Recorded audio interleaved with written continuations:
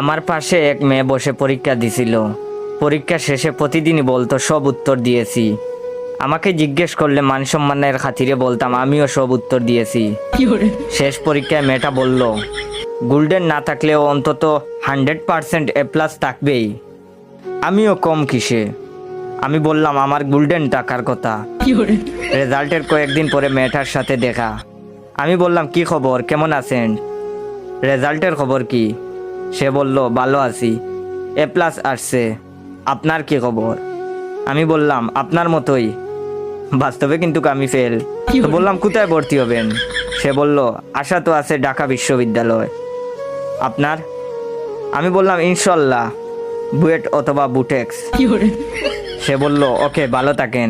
আমিও বললাম ওকে। দুঃখের কপাল, পরের বছর আমি পদার্থবিজ্ঞান আবার পরীক্ষা দিতে গিয়ে দেখি সেই মেয়েটা আমার আগে এসে বসে আছে পরীক্ষা দেওয়ার জন্য।